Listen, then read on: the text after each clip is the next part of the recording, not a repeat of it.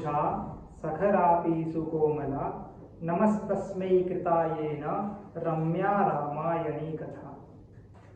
श्लोक कह रहा है कि सुदूषणापि निर्दोषा, यद्यपि यहां दूषण है, दूषण होता है खराबी गंदगी, पर है ये निर्दोष, दोष कोई नहीं, दूषण है इसमें एक पात्र, लेकिन ये निर्दोष है। सखरापि खुरदरा है ना, खरखरा जिसको बोलते हैं, सखरापि खरदूषण थे ना, तो सखरापि सुकोमला, खर है लेकिन फिर भी ये कोमल है। नमस्तस्मै कृतायेन, और उसको प्रणाम करते हैं जिसने इसको लिखा, वो क्या है? रम्या रामायणी कथा, रामायण की जो सुंदर कथा है उसको लिखने वालों को, अर्थात हम महर्षि वाल्मीकि को नमन करते हैं। इस श्लोक से आपको ये पता लग गया होगा कि आज हम महर्षि वाल्मीकि और उनकी कृति रामायण के बारे में जानेंगे, उसका संक्षिप्त परिचय जो है वो समझेंगे। आज इतने वर्षों बाद, हजारों लाखों वर्षों बाद हम रामायण को पढ़ रहे हैं, तो इसका कारण कुछ विशेष रहा होगा। तो इस एक श्लोक के माध्यम से वाल्मीकि ने एक घोषणा की है, जो श्लोक सुनने लायक है, परीक्षाओं में पूछा जाता है। यावत् स्थास्यन्ति गिरयः सरितश्च महीतले तावत् रामायणं कथा लोकेषु प्रचरिष्यति।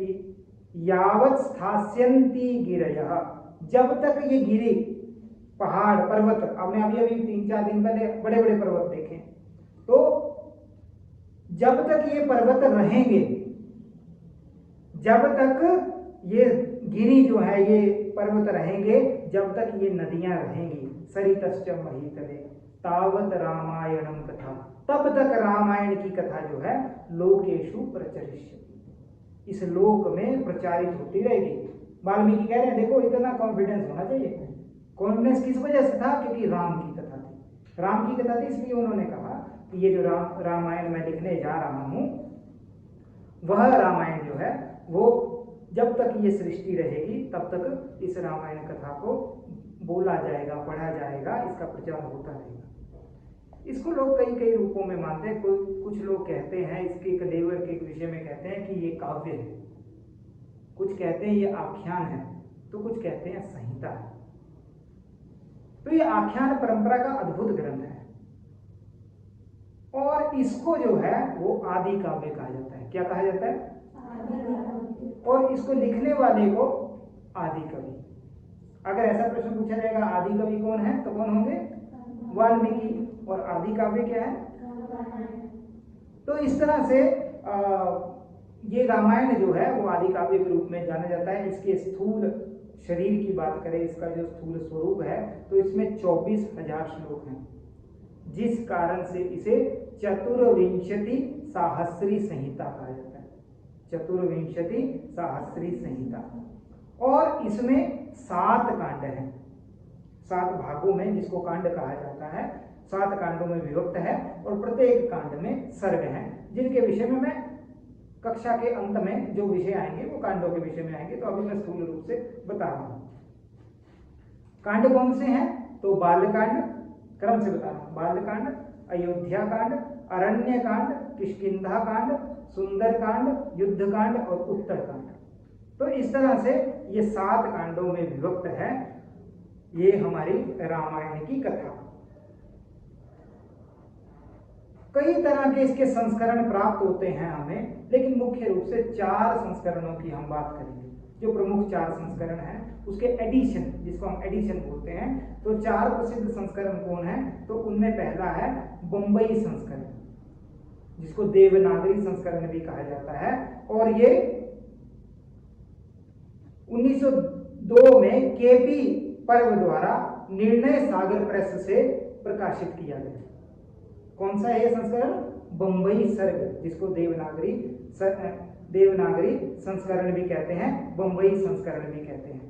और जो आप गीता प्रेस गोरखपुर की, मेरे कैबिन में पड़ी हुई है गीता प्रेस गोरखपुर की जो प्रकाशित पुस्तक है, 2 खंडों में है, वो भी किसको आधार बनाकर लिखी गई है? बंबई संस्करण को। तो इस तरह से पहला जो आता है वो बंबई संस्करण, दूसरा है बंगाल संस्करण। अब पिछला जो बंबई संस्करण था वो एकमात्र देवनागरी में लिखा गया। जो देवनागरी आप लिखते हैं ना, जैसे राम लिखेंगे तो ऐसे लिखेंगे राम, ये देवनागरी है लिपि जो है।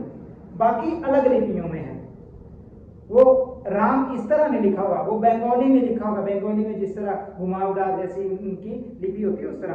तो अगला है बंगाल संस्करण जो 1843 से 1867 के बीच में लिखा गया।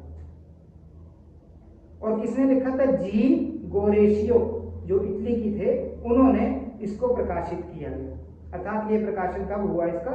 तो 1843 में। और इसका अनुवाद जो है वो इटालियन और फ्रेंच भाषा में भी हुआ। इस संस्करण का जो अनुवाद हुआ, आप देखिए कि हमारे ग्रंथों का अनुवाद जो है वो विदेशी भाषाओं में भी हुआ, कितने प्रसिद्ध हैं। अगला है पश्चिमोत्तर संस्करण, जिसको कश्मीर संस्करण भी कहते हैं। इसका प्रकाशन जो है वो डीएवी कॉलेज लाहौर, तब तो लाहौर अपना ही था ना, ये स्वतंत्रता प्राप्ति से पहले की बात है। तो लाहौर का जो डीएवी कॉलेज था उसमें एक रिसर्च डिपार्टमेंट था, अनुसंधान विभाग था।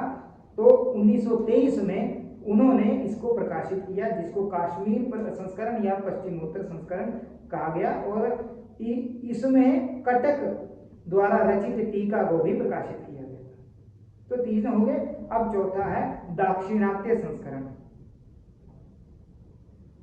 कुंभकोणम जो वर्तमान में तमिलनाडु में है, वहां पे मध्य विलास बुक